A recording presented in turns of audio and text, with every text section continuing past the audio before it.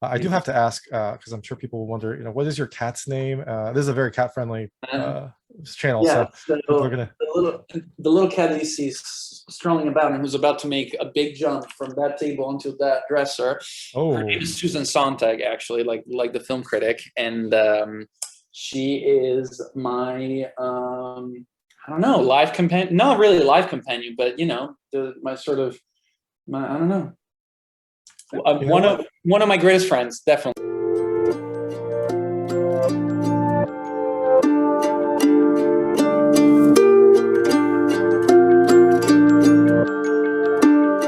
Hey everyone, this is David Stark from Watcher Pass, and today I'm talking to Edoardo Vitaletti, the writer and director of The Last Thing Mary Saw, which is debuting at Fantasia on August 15, 2021, and then it will eventually be coming to Shudder in 2022. We're going to talk to him in just a second. While you're watching, if you could like and subscribe to this channel, that would be fantastic. It helps me out a lot. Thank you. Hey, Edoardo.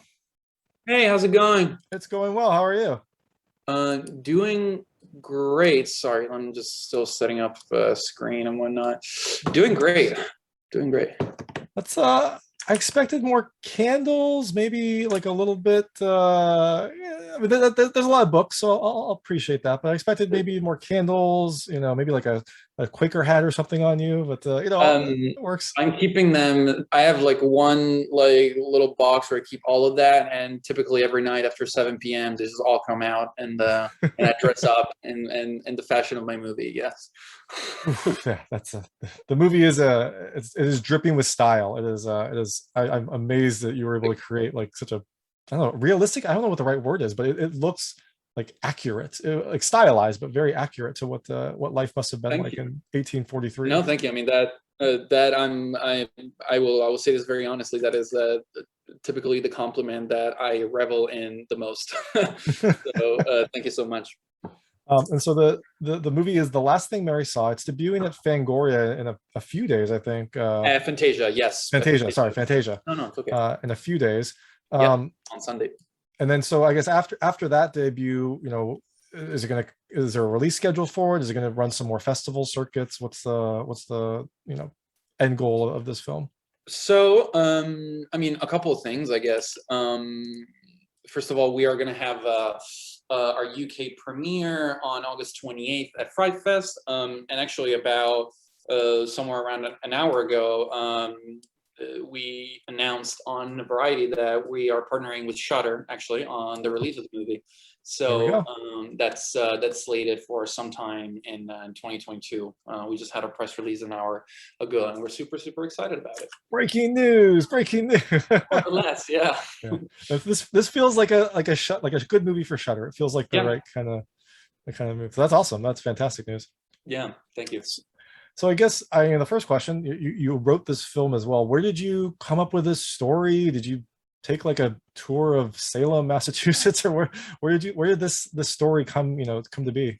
Well, I think it was a combination of around the time when I was writing it. Like, I generally, when I write and when I look for ideas for movies and stories, my entryway in that in the stories is very visual, and in particular when it comes to this particular movie, I was looking at a lot of painting, and I was doing a lot of studying and researching into a Nordic European, like Northern European art, and Mhm. looking through a lot of Scandinavian paintings, especially from Denmark, from the Faroe Islands. I noticed a few like interesting visual threads that were repeating themselves, and especially there's this great iconography of like funeral representations, families attending wakes, very beautiful lighting, very dark and stark. Or when I think of a lot of Danish paintings, by like there's one Danish painter in particular, Hammershøi, who is known for these like beautiful paintings of interiors, especially with female subjects in these beautiful like 19th century Danish homes. And so the idea for the female characters of the movie kind of started visually from there, together with the starkness of the funeral representations and a general fascination with that time period for that reason.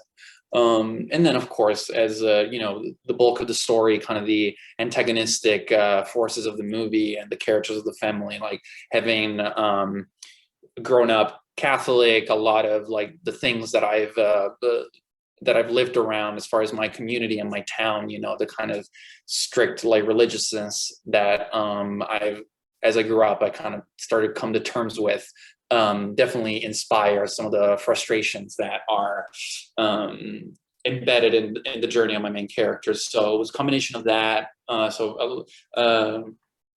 lot of elements from personal life and these beautiful paintings. And then, this is an area of great folklore, great like kind of Christian religious folklore, the Northeast. So, there's a plethora of like a lot of journals, a lot of history that is quite intriguing. So everything kind of came together into the story a little bit. I love that it's like inspired, the artistic aspect inspired the style, and then kind of your own upbringing inspired some of the story elements and things like that. I do have to ask, because I'm sure people will wonder, what is your cat's name? This is a very cat friendly channel, Yeah, so people are gonna. The little cat that you see strolling about and who's about to make a big jump from that table onto that dresser. Her name is Susan Sontag, actually, like the film critic, and she is my I don't know, life companion. Not really life companion, but my I don't know. One of my greatest friends, definitely, and one of the loves of my life for sure. Well, and with lockdown, like everyone needed companionship. I imagine that she was very, very useful in the last year and a half. So we spent a lot of time together. She's seen the best and the worst of me, all packed into the past couple of years for sure. Yeah. Awesome. Without a doubt. I used to have rabbits, and there was one time I was studying very hard for a test, and at some point the rabbits had to leave to go somewhere else to board, and I was like, but if they leave, who am I going to talk to? And it was not it was an accurate statement. I was like, they're the only people I see. So I mean, look, like the amazing thing, and I promise you I'm going to stop talking about cats in like 35 seconds, but the amazing thing about cats and animals in general is just they are so incredibly intelligent. And I think every time I'm having a little bit of a difficult time during the day or during the week or something, she gets it. She's there. She's always there.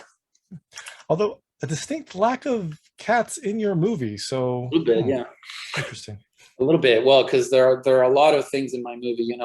I in the making of this movie, I was mostly dealing with the things that with things and with aspects of life that I do not necessarily appreciate. So the cats are like a beacon of happiness for me. So they don't necessarily have that big a role in a movie like that. Yeah, and given your film, a cat might not have fared that well. So I think that makes sense. Much. So one thing I love, and I know people have been obviously talking about the style, is the atmosphere here really gives it like a supernatural, otherworldly type of dread. Yeah. But you don't have to do anything. I mean, it's just this thing set in these like dark woods with candlelight. It just drips like something bad is going to happen, even though nothing is. Was that part of what you were going for throughout the film, or was that just a happy coincidence of the time period that you set it in? No, I mean, it was very intentional. The feeling that I always wanted to create, like I wanted to come into the first like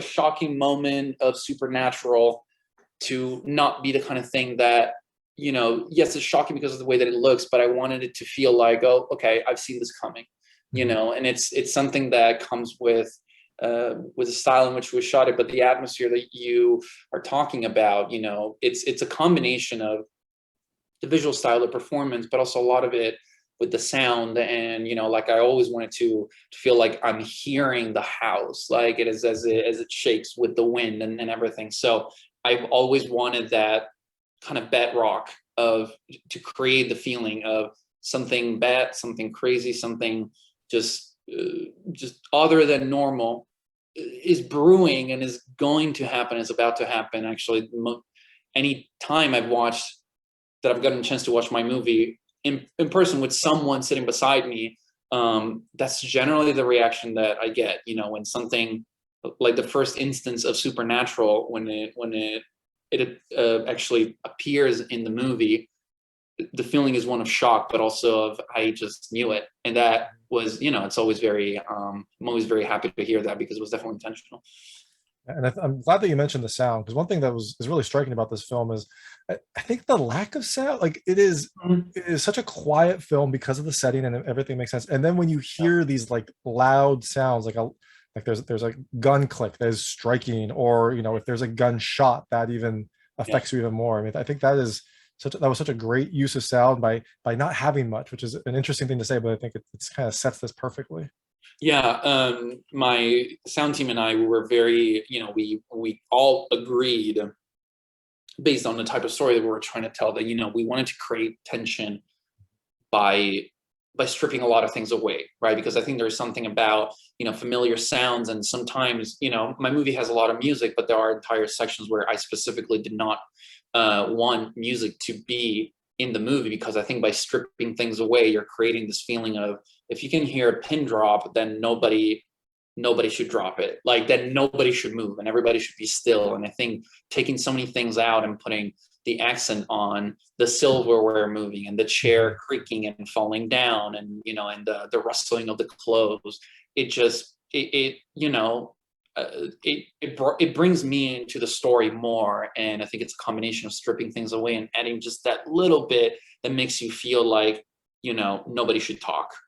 And that is just such a different way to experience a movie when you're feeling that. So hopefully we succeeded at that. Yeah, I think you did.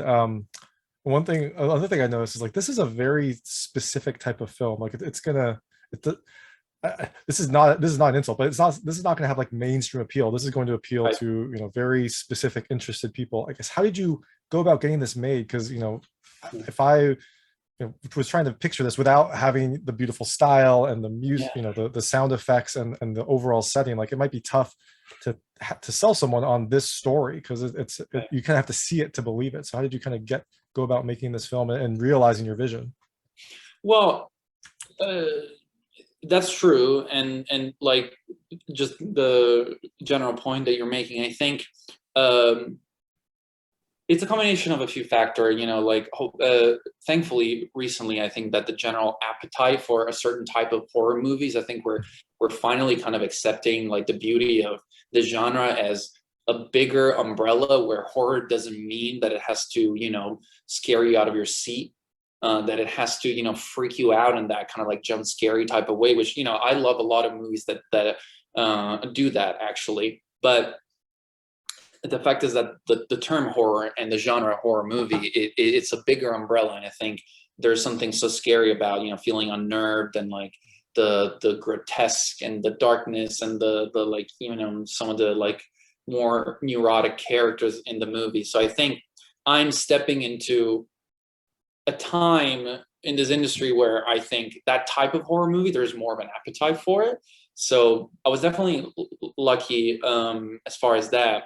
The way this came about, I mean, I think it was definitely like like a long process of with the writing and the rewriting, creating this sense of, like, a lot of it. A lot of people, when they watch it, they feel like they're watching this kind of almost like folklore, like dark tale. And I think the folklore aspect, it also has a lot of appeal, and generally is a good instrument, is a good tool for people working within the like the horror or thriller genre to help the movie get made. So there's definitely that. And of course, I mean, I was so blessed with such a wonderful cast of people, a lot of faces who are very recognizable in the genre, who helped me understand how to make this a better movie. And that also comes with, the their name and their participation into the story definitely helped getting the movie made. But generally speaking, I'm very, very happy that like, I've seen a lot of appetite for films like this that are a little more like under the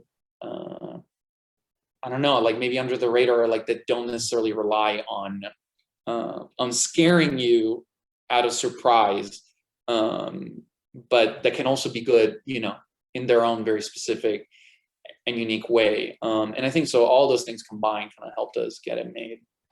Yeah, no, I agree. And this is by I notice it because I'm getting more into horror, and so there Yeah, is such a wide, like, horror itself is kind of denotes something in, I guess, popular media, but there are so many different types of horror films. There's a very kind of wide and deep genre. that kind of encompasses a whole set of different stories. So Yeah, no, and I mean, there's something so unique and just that I'm so interested in about like experiencing a story through the lens of anxiety, fear, stress, even morbid curiosity. I mean, it's just so fascinating. It's like it just opens you up much more to the story, and you're like kind of, I don't know, I feel like you're just more ready to absorb it, to absorb certain movies. And that's why I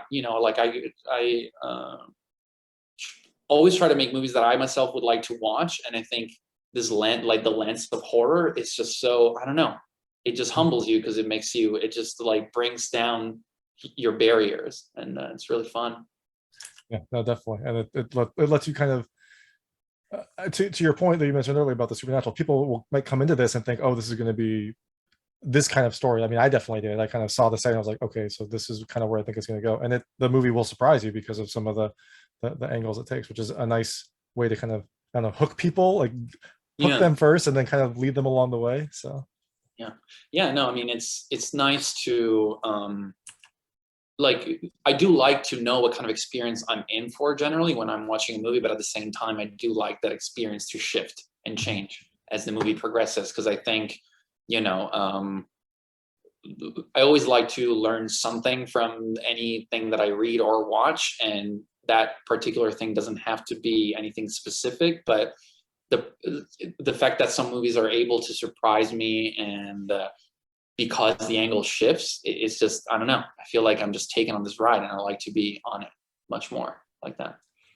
and you mentioned the cast. I mean, I love this cast. I think they all kind of embodied these characters, right? This like 18th century pilgrim kind of, I guess, or I don't know I don't know what the correct word is. How did you go about getting them? Who kind of signed on first? I liked seeing Rory Culkin. I thought that was, I didn't look at the cast before, and I looked, I was like, huh, that's, I Yeah, didn't expect to see him in this film. So yeah, I mean, he's so fantastic. But yeah. I think I began to work. I mean, our main character, Mary, played by Stefanie Scott. I think that Stefanie was the first person that I that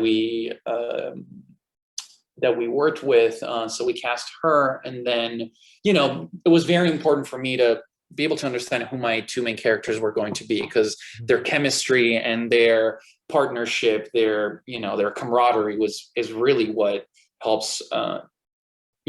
That's the journey that I wanted to take the audience on. It's them and their attempt at being together. So casting those two roles first was very important.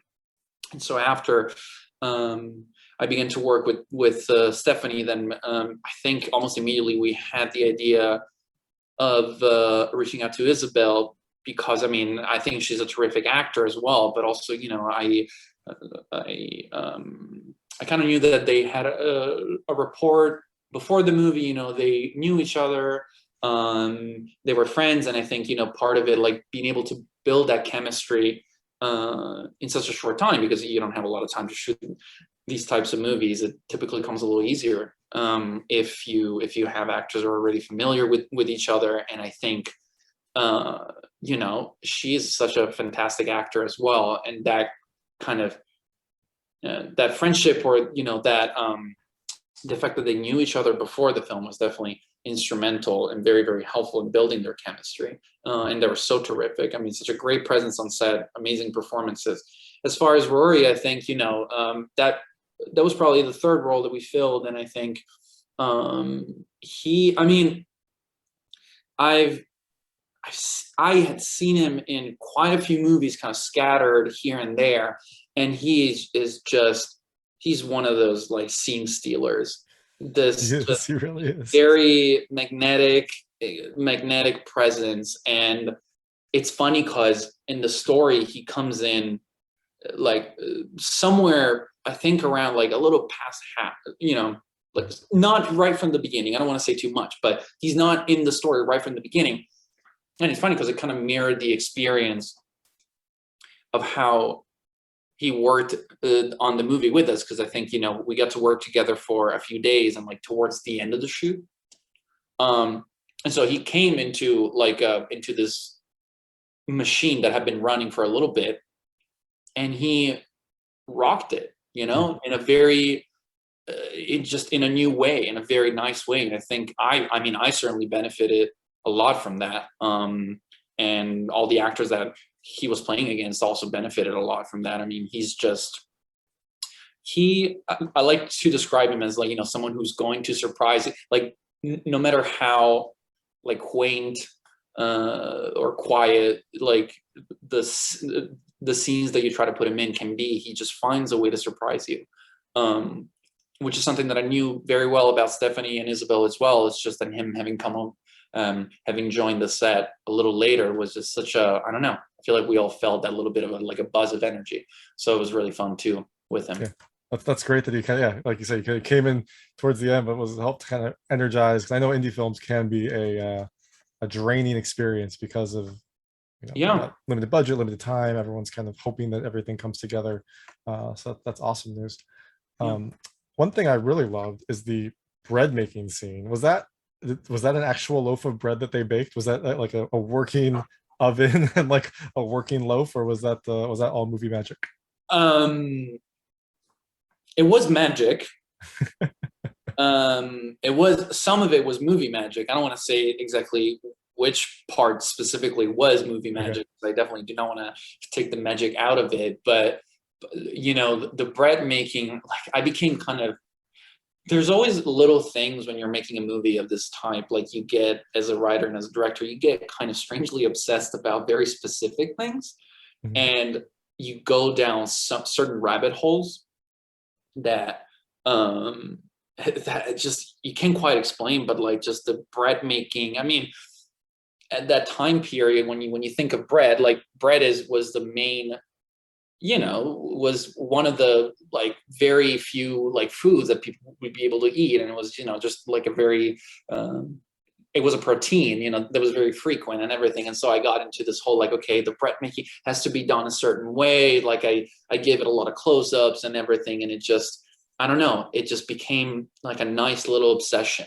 that we all felt. And I think there's something about process for a director and for an actor that's always very nice to portray on screen, right? Like it's just having something to physically, having a way to fit to a purchasing physically, you know, like making bread, like kneading the dough, putting it on the board, and then putting it into the oven. It just gives you something to do physically that informs your acting so much. So it was kind of fun. Yeah, it was strangely fun. It's so like just kind of banal and mundane, but it became strangely fun. Yeah, that makes perfect sense. One other question is, so the book that the main characters were reading, the girls were reading, is that like an actual book, or was that just made for the movie? Is that actually like a you know, I don't know what year it was, 18th century poem or something? 1843, yeah. No, I mean, that is a book that we put together, that my wonderful production designer and I mean, he made it, right? So, and he did such a wonderful job in like crafting, like we wanted to create something that like the size of it became very important, because, you know, it's something that they're kind of hiding, sneaking into scenes and everything. So the fact that it was that sort of small was very, very important to us. And the stories contained within are also like a fruit of imagination, you know, a lot of it kind of inspired by Christian sort of folklore, and like a lot of pagan apocryphal stories that are not directly in the movie, but like, you know, that I kind of muddled and changed around a little bit to fit into the story. And so, yeah. And then one thing that was interesting to me is the story is, it's kind of told, you know, I don't want to reveal too much about it, but it's kind of told a little out of order, right? You've got some scenes that kind of occur differently. Is that how it always was, or is there a cut where it's like told chronologically, or was it always this kind of like you give the viewer a little bit of a hint and then kind of go back and things like that? No, I mean, I always wanted the story to be a story of our main character recollecting and you know, like I wanted her to be the one telling the story from her perspective, her to be like the narrator that we never hear, but that we see being interrogated about the events. So there was always that intention in the script. And of course, like a few things end up being moved around, but because of the whole narrative thread of the book, I mean, I wanted this story to feel like, it was always a story within a story. And she's narrating what she went through, which is also narrated without saying too much, is also referenced to in the books that they read. So I think this kind of interesting like preordained system of everybody always telling a story that turns out to be very like more revealing than you expected, was always my intention. Yeah, and the chronological order just made for like a pleasant, like a little structure that also allows us to be on Mary's kind of level of understanding the whole time, right? We are with her, or like we are with the people that are interrogating her, so we're kind of asking the same questions. So yeah. Awesome. So I'd like to go, I call it the lightning round. It's just short, lightweight questions about the film. I want to see how your experiences map on the things that happen in the film. You can feel free to not answer any of them. I won't be offended, but I try to keep them answerable. So the first question is, what's the worst dinner party you've been to?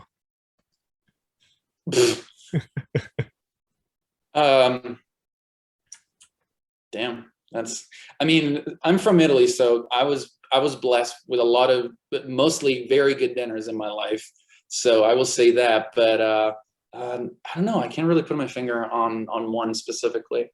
I like the vision of you always having happy, lovely family dinners. Oh with yeah, my plenty of life was food. just Yeah. just one sunny, beautiful, perfect dinner. Exactly.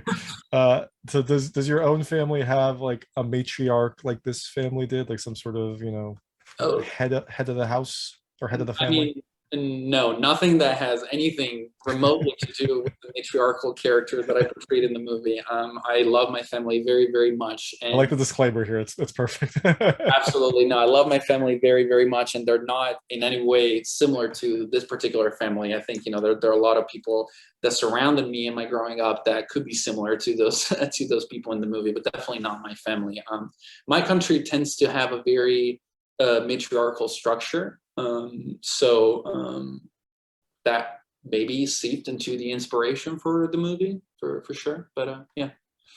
If you had to escape from your family back in the day, I mean, not that you ever needed to, but if you did need to like go have some alone time somewhere, where would you go? Where was like your go-to place? At that time period. Oh yeah, well, like I guess yeah, your teenage years. Oh, for me. For you? Well, I am from a town that has this beautiful, like, enormous park that has a lot of, like, many hidden spots that shall remain hidden. So some spot in our park, the name of the town is Monza, is in Italy. It's like kind of a greater Milan area. Oh, I'd definitely run into the park, like in the middle of the day, to just kind of be alone with nature, for sure. Yeah. So when you were a kid, like we'll say, I don't know how old the girls are in this film, but we'll say, I don't know, 10 to 15 years old. Did you have like a book or a piece of media that you had to hide from your parents? And remember, you can pass on this if you don't want to actually answer this, but I don't know, maybe like an album they didn't want you to have, not some other books that might come up. But I don't know about albums or books or anything, a piece of media though. I mean, I remember when I was a kid, my in the TV room, we had like this box with a lot of VHS cassettes, and there was a cassette for Psycho, the Hitchcock movie. oh, nice. And I remember my mom was always very specific with my sister and I. You can't watch that movie because you're not going to sleep for like a month. And I think at some point we just stopped caring, and we took that and we hid it and we watched it. And she was absolutely right. So I was definitely a little younger than 15. I may have been like 8 or 9 or 10 or something. But I do remember that was always the forbidden kind of media fruit, I guess. That's a good answer. And yes, Your mom was right. That would be a horrible thing to watch when you're Yeah, that no, that age. I mean, I don't even think that we went through it. It's just we definitely had to stop it. But Yeah. yeah. What is the worst splinter that you've gotten?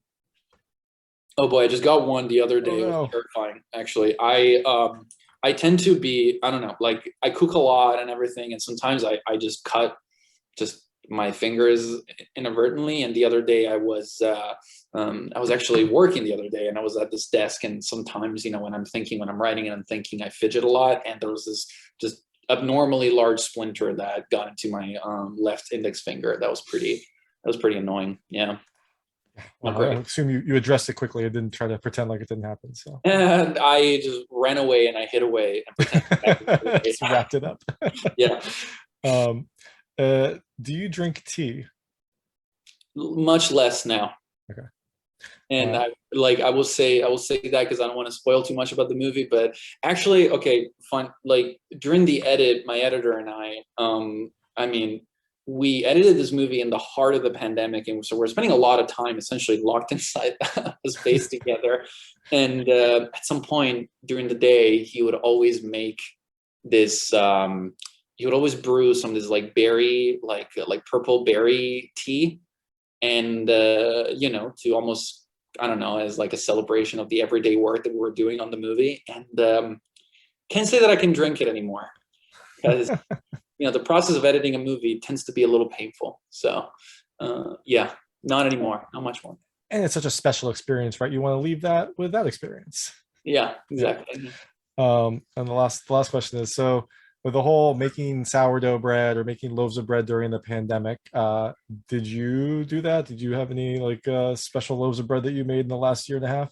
Kind You of know, always fitting. actually, no, I wasn't one of those people that started making bread. My DP is a, I don't know, he's like a bread maker at this point. Like he is like he's a great cinematographer, but he picked up on this hobby a lot. Actually, yesterday I met up with him and he gave me this batch of like a lot of this batch of focaccia bread that he Oh baked wow. the other day, and it's like so delicious. I cooked a lot, but not a lot of bread actually. I think we tried to make sourdough bread one time and it turned out terribly because I think we didn't have the right flour and then we Yeah, never tried again. So I don't know. Like I like to cook, but anything that has to be precise, it's like I cook a lot, but I don't bake a mhm. lot because baking tends to like it needs to be a little more precise, and I'm not great at that. It sounds like a very Italian way of cooking, right? You just kind of throw things together and taste it and see what else needs to be adjusted and then That's how I like to look at it. That's why like I like a lot of sauces, like yeah. meats and everything. But when it comes to baking, there's a level of precision that has to go into that I'm just not patient enough for, I guess. Well, during the next pandemic, you can Yeah, work on your baking. exactly. I'll make Looks up like for it. that's yeah. Yeah. So the film is premiering, I think, end of this week or maybe over the weekend, and then you're Yeah. going to another premiere, and then it's going to come to Shudder in 2022. Mhm. So I assume you'll be promoting it, but is there anything else on the horizon? Are there other projects that you've got in production or that you're thinking about that people can look Um, for in the future?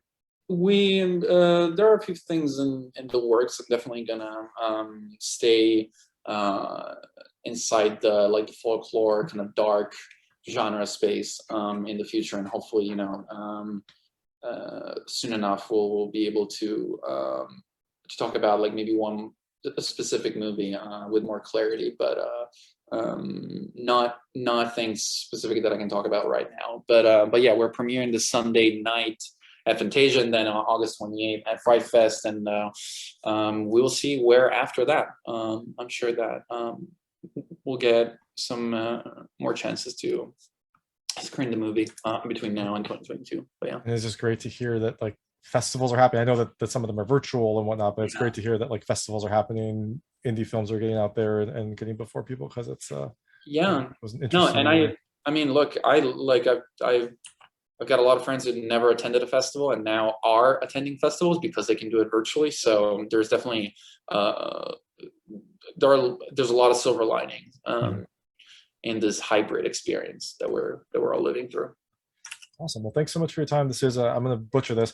Edoardo Vitaletti, the writer and director of The Last Thing Mary Saw, which is debuting on August, I think 15th, and Yeah, then some point in the future, and in 2022 will be coming to Shudder. So thank you so much for your time. Absolutely. Thank you so much for having me. And you totally did not butcher that. Actually, that was quite spot on. There you go. I guess that's my professional interview acumen, I guess. Yes, that's awesome. Well, thank you so much for having me. It was a pleasure Awesome. talking to you. Thank you so much. That was Edoardo Vitaletti talking about The Last Thing Mary Saw, which is debuting at Fantasia and then will be coming to Shudder in 2022. It's an atmospheric, tense film that is dripping with style, and it's definitely a very different movie than I think what you might expect. If you like this interview, please like and subscribe to this channel. It helps me out a lot. Make sure all my new content goes straight to you. Thank you.